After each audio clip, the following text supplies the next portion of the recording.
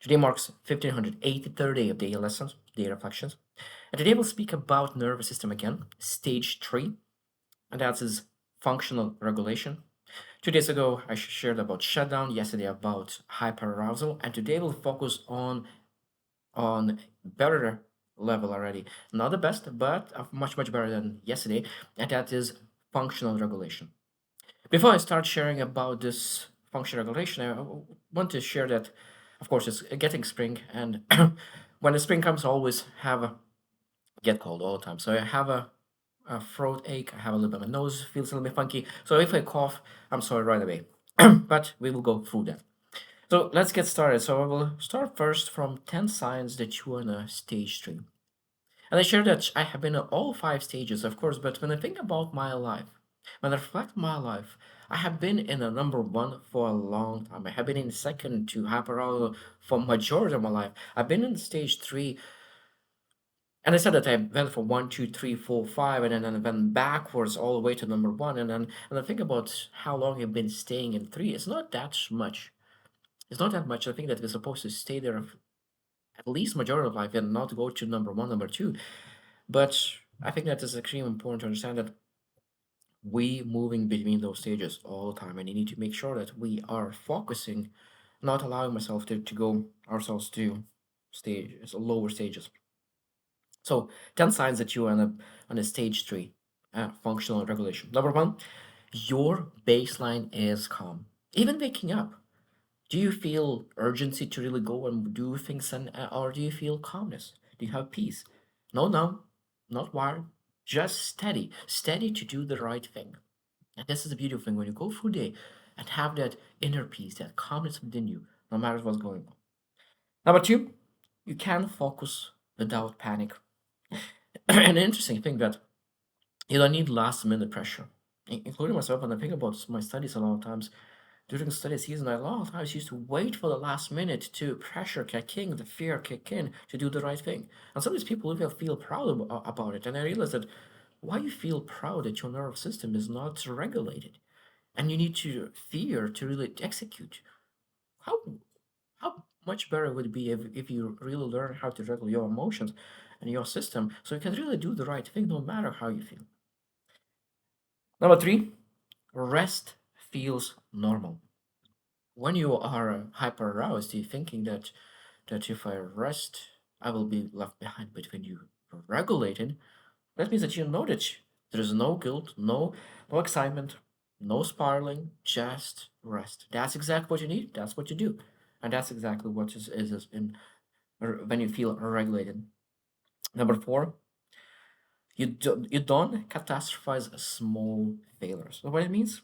Mistake, you adjust it. Failure, you process it. You move differently. You change, you improve. You don't collapse. You don't overload, not overact. And that's extremely important. That you respond proportionally. Your big mistake, you reflect longer. Your small mistake, you adjust a little bit. And that's proportion of mistake is extremely important because when you are not regulated, even a small mistake could end up being a massive mountain. Number 5, your discipline is boringly consistent. It's interesting because discipline requires emotion regulation. Because if you don't feel emotionally regulated, sometimes you need to have motivation to do the right things. Sometimes you need emotion to do the right thing. And when you are functionally regulated, you don't need emotion to do the right thing. So you're consistent at your discipline. And that's why it's very interesting for me because sometimes people say, oh, this person is not disciplined. Maybe, maybe it's just they are disciplined. They could be disciplined, but they just nervous system is out of the whack. They are collapsed, or maybe they hyper aroused all the time, and because of that, they're just not able to be disciplined. So rather than complaining about this person, maybe able to help them to really get to new level of our nervous system. Number 6, you can have hard conversations without losing yourself. And this is a beautiful thing. You don't avoid conflict. You don't explode either. You don't not have fear of hard conversation. That's the bottom line. You stay present during that conversation, not shut down, not overact, not defend. You're just able to be in the moment and even listen. Because sometimes when you have a hard conversation, we don't listen, we defend ourselves, and we are already thinking about answers, what people say, because we're not regulated. People who are regulated able to really stay and listen and not defend. Number seven, you feel emotions, but they don't hijack you. And this is extremely important because sometimes when you feel when you maybe even never felt that emotion regulation, that it might be that a lot of people even stay at phone number two for so long, they have not even awareness what it is when you feel emotions, but those emotions doesn't hijack you and other person as well. That means that sadness comes, emotions comes, anger comes, excitement comes, and you allow those emotions to go through, not bottle them, but allow to go through. And when you allow them to go through, they don't stay, they move on. And this is a beautiful thing. When you try to really reject the emotion, most time that you suppress it, it stays, it compounds, and it explodes. But when you allow it to go through, that's, of course, is emotional regulation. Number eight, you think long term naturally. And this is a beautiful thing of functional regulated person is that first two stages, I don't think about long term. And people say like, oh, I'm not long term thinker. Again, this is you're not. Sometimes we even start putting labels, identity labels on ourselves for wrong reason. We're not. We are long-term thinkers if we're actually regulated. If you're not regulated, we're just thinking about tomorrow, and that's it. So that means that when you are emotionally regulated, you think about sustainability, about health, about relationships, about reputation, about about the long things that will come in the future. And that means that the impulse of today is not as important as delayed gratification of the future. Number nine, you're not obsessed with being ahead. That is great because you still care to really win, but the most important part is that comparison doesn't run your nervous system. And that's the beautiful part. Your comparison, your competitive nature doesn't overrun your nervous system. Because otherwise, if you are in stage number one, number two, you potentially could feel threatened by others. In this moment, that is data, information to improve, to get better. If someone is ahead of you, you're able to learn from them and move ahead. And last one, number 10, is when stress hits. When stress hits, you recover within hours, not days. And this is a beautiful thing. Life will always threaten you. Life will always send some bad things in your life. That's totally normal. Sorry, that's totally normal. But what is not normal is staying with that conflict for days. You have a conflict for 5 minutes, and now you're thinking about that 5 minutes for days, and that's not okay. An emotional regulated person is allowing that conflict to disappear within a couple hours, sometimes even minutes. So let's get into 7 things that we're able to do to move from stage 2 to stage 3. So number one, voluntarily enter controlled stress. I really love that. I have done even lesson on that. How important is a self-chosen um, challenge, self-chosen pain, self-chosen stress. That's where the growth is. Even like the things that really you can be very scared of. Public speaking, negotiating higher stakes, competing, having hard conversations. Like when you think about control stress, like even yourself. Okay, what is control stress for me right now? Where I could really control stress in my life? Because we need that stress in our lives. We need to stretch. Our muscles require stress to get stronger. Our emotions, mental capacity, cognitive capacity require stress to get better. So, but we need to really voluntarily do that. That's why we go to gym. Voluntarily go to gym to really put our body through stress to get stronger. And that's exactly why we need to think about emotions. Our nervous system requires stress to get better. Our nervous system will not improve without stress. And that's the answer. We need to choose that stress. Number two, Increase output slightly, not dramatically. Again, this is a big mistake when people are moving, they feel a little bit better and they challenge themselves with massive challenges and they go back, even collapse. And that is very important. I truly believe that consistency compounds and that when you be able to improve at 1% at a time and be able to ask, okay, what you could we do just 1% better?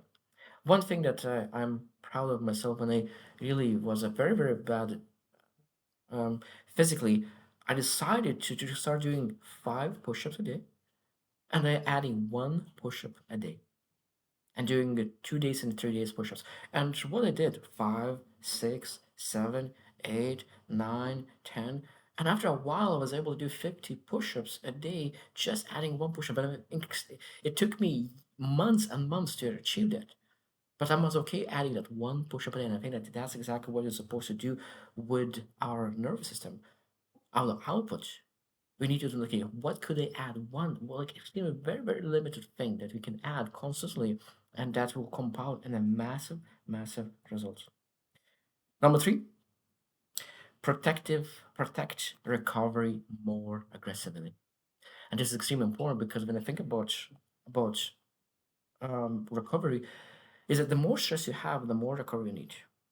What it means that is when the more stress you put on your body physically, the more recovery you need. Exactly the same with your nervous system, with your emotions. That means the more you put through stress, the more you need to be aware of your recovery. You need to be more intentional. That means guard your sleep naturally, ruthlessly. Cycle intensities. You have intensity, you have low intensity. You have intensity, you have low intensity. Take real deload periods. Schedule thinking time. So the more stress, sorry, the more recovery. That's extremely important, not optional. Number four, build emotional exposure tolerance. That means that being seen, being judged, being criticized, being publicly seen failing. I really love this saying. I have seen so many people who succeed in saying that if you're not failing right now at something, most likely you're moving too slowly. You're moving in a comfort. And if you really want to become the best version of yourself, you need to really get into the moment that you move fast enough to really have those small failures that allows you to really reflect on, be aware of your weaknesses or areas that you need to cover. And that's, of course, puts you in a stress mode. And that stress mode will allow you to grow. And again, this is, we need to be exposure, emotional exposure tolerance, that we challenge ourselves in a way that we, if we fail, that failure is not extremely massive until we, of course, developed better emotional capacity.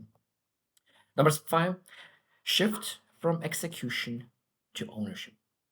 Sometimes when you think about life and nervous system, we execute when other people say that we need to execute, and that's what we do. But I think that the beautiful part is when you really want to move number three, nervous system regulated, we need to really take ownership of everything and take responsibility for everything.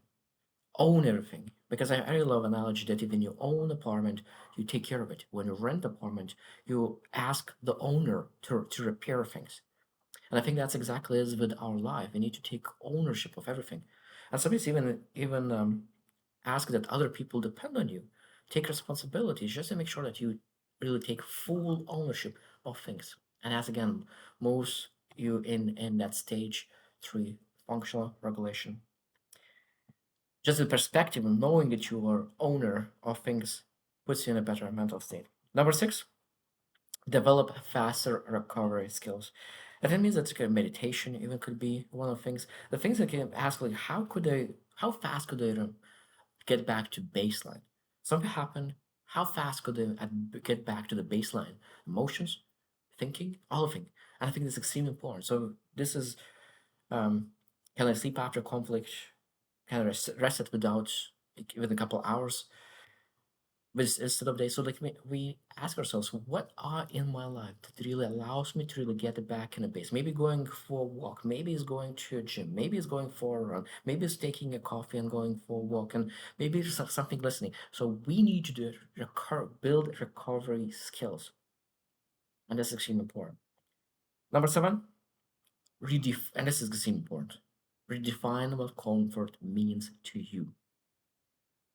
Number three is comfort equals stability. Number four is growth tension. So we become comfortable being slightly uncomfortable. We comfortable executing on a slight edge. We comfortable not knowing outcomes. And that's the beautiful thing. So in stage four, we love growth tension. We love that a little bit of instability because comfort is all about stability. And the stage three, number stage four is growth tension. And last thing that I want to mention are seven truths that like the most important key things to always remember about stage three is calm is not weakness, it's capacity. And it's such an interesting thing about this capacity is that you're not less ambitious, you're you're not you are less reactive. And I think there's one beautiful thing is that when you are in an argument, a lot of times you can feel that you are maybe detached, maybe cold, maybe distant, avoidant, or anything. But I think that we need able to look into a whole picture of the person. If a person is always chaotic, emotionally is dysregulated, and is one day is happy, one day is angry, and then one day it's totally detached and potentially seems cold, it might be that that is dysregulated person and cold. But if a person is always calm, always present, and in a heated, tense conversation, one person is very heated, another person is very, very calm, present, and does allow that tension influence their emotion. That is not coldness. That's the beautiful emotional capacity to regulate itself during conversation. And other people will not understand that, especially people who have never been in a stage of regulation. And sometimes a person who is in this stage and knows his worth, he will be okay being judged to be called to be called cold, distant, avoided. That's all fine because that's part of emotion regulation. Number two is boredom is a sign of stability. And this is beautiful. Person who is emotion regulated doesn't require any emotions. Boredom is becoming fun. If I'm bored, it means I'm doing something right. And you know that boredom is the right thing to achieve greatness. Because nervous system is not addicted to spikes, not addicted to emotion movements anymore. They just our emotions are addicted to calmness, to really smoothness. That's what that is get addicted, and that's why it's much easier to really to have that boredom as a stability. Number three, discipline becomes easier. And that's as I said that when you are emotion regulated, when you don't seek emotions, motivations, and all other things, discipline becomes actually easy because you know that you do the right thing. And that's why sometimes people say like, "Oh, I'm not never disciplined." Maybe you're not disciplined because your nervous system is out of whack. So maybe the first thing what you do, focus on developing yourself, nervous system, and that developing of yourself, your nervous system, and putting back yourself in stage three in a regular mode will allow you to become more disciplined. Number four, you can handle discomfort without drama. It means that bad feedback, you process it. Miss target, you adjust it, you respond, and that's power because otherwise, if you have some kind of discomfort, will be drama. That's for sure. That means will be collapse, will be explosion, emotions, everything. So I mean that means that you be able to have handle discomfort without drama. That's the beautiful thing about emotional regulation, functional regulated. Number five, you start playing the long game. Again, this is again one of the key aspects is people say like, "Oh, I'm not a long-term thinker." Maybe you are always wrong. Maybe you start to identify yourself with your nervous system. Your nervous system is collapsed or maybe hyper aroused, and you are not able to really even think about future because always you on a high. Maybe if we able to develop our nervous system and be able to be functionally regulated, we able to start thinking about long term and all the things that we can achieve, all the sustainability, all the health, all the relations, positioning. Otherwise, we'll be in a high ego to protect ourselves out of fear. Number six, your relations improve. And this again, because you're not avoidant, you're not reactive, you're not performing, you're able to be present. You're able to listen. And it's a beautiful thing. Because regulated people create safety in the rooms. It's beautiful. Create safety in rooms. And people feel even safe around them because the the energy that you radiate is calmness and peace and safety. Number seven, this stage is fragile, and this is like probably one of the most important as well. I think is that this stage is fragile if you get arrogant. I'm guilty, 100%. I said I moved one, two, three, and I moved to other stages, and I went back and because I was ignorant, and I think that we need to understand that when you are regulated, you're doing very well, you think you move very fast, you're smart, you focus, you productive, everything goes smooth, you become, you start to believe about yourself more things that you actually are. And I think that that leads to overscheduling, overcommitting, that's exposed to even potentially even too much stress that you could then potentially even handle. And then it leads go back into stage two, to hyperarousal, always anxiety, and rather than thinking about the future, thinking about all the situations that's happening right now. And it's very, very dangerous to really be arrogant in this stage because we want to move not back to two, we need to focus on moving to number four stage. That's what it's supposed to focus.